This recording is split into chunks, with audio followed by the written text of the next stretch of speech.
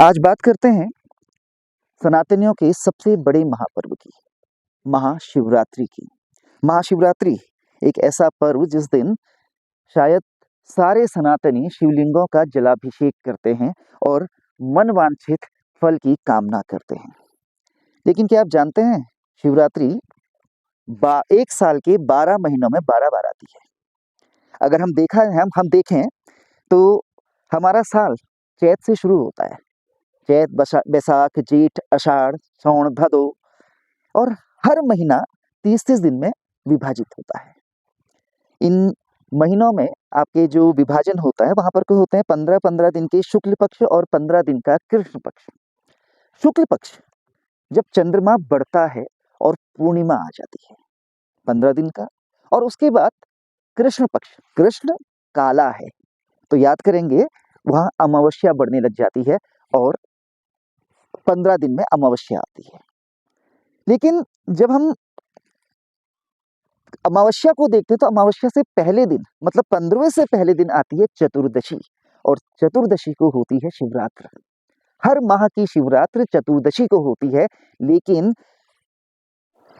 इन 12 महीनों में से जो फाल्गुन मास की चतुर्दशी होती है, मतलब आपकी फाल्गुन मास में जो भी चतुर्दशी आएगी कृष्ण पक्ष की, उस दिन आने वाली शिवरात्रि को महाशिवरात्रि के रूप में मनाया जाता है।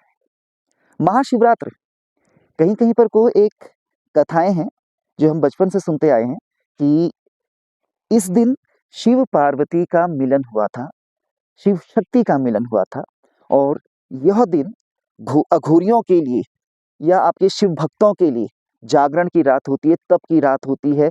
मतलब आपकी पूजा पाठ, इसमें जो भूत पिशाच गंधर्व आदि सभी लोग रम जाते हैं। इस रात को बहुत सारी शक्तियां जागृत हो जाती हैं। लेकिन इसी के साथ इस पर एक और तथ्य जुड़ा हुआ है जो आपका शिव महापुराण की विदेश्वर संहिता से मिलता है या ज्ञात होता है। इस तथ्य के अनुसार आपके जो पर ब्रह्म थे, पर ब्रह्म से जब विष्णु की उत्पत्ति हुई, विष्णु की नाभि से ब्रह्मा की उत्पत्ति हुई, और ब्रह्मा की भ्रकुटी से पर ब्रह्म ने स्वयं शिव रूप में अपनी उत्पत्ति करी। तो कहा जाता है एक बार जहां पर को ब्रह्मा को सृष्टि की रचना और विष्णु को पालन का कार्य दिया गया था, तो इन दोनों में मतभेद हो गए। इन मतभेदों के चलते ये दोनों मतलब श्रेष्ठतम कौन है करने में आपने इनकी मतलब लड़ाइयां हो गई, या आप कह सकते हैं कि द्वंद्व हो चला, और सारे के सारे समस्त देवता महादेव के पास पहुंच गए। जब ये देवता महादेव के पास पहुंचे तो महादेव स्वयं जाकर इन दोनों के बीच में एक अनंत स्तंभ के रूप में प्रकट हो गए, और महादेव ने कहा जो आप दोनों में से सर्वश्रेष्ठ है वो इस स्तंभ का अंत या आरंभ पता करके लाए। कहते हैं ब्रह्मा जी हंस बनकर ऊपर की ओर चले गए और विष्णु जी वाराह अवतार लेकर नीचे की ओर चले गए, लेकिन दोनों ही इसकी थाह जान ना पाए। यहीं पर को कहा जाता है कि ब्रह्मा जी जब ऊपर गए और थाह न जान पाए तो नीचे आकर उन्होंने झूठ बोला कि उन्होंने इसका अंत ढूंढ लिया, और इसी कारण उन्हें श्राप मिला इस झूठ के कारण कि उनकी कभी पूजा नहीं होगी।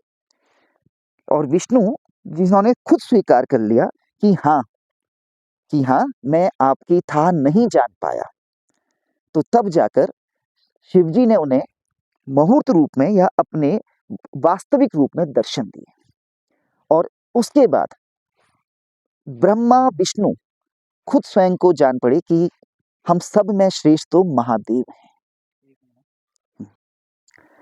जब उन्हें लग गया कि श्रेष्ठ तो महादेव हैं, तब महादेव ने अपने उस अनंत स्वरूप को एक छोटे लिंग के रूप में परिवर्तित कर दिया, और उस दिन इस शिवलिंग की उत्पत्ति मानी गई।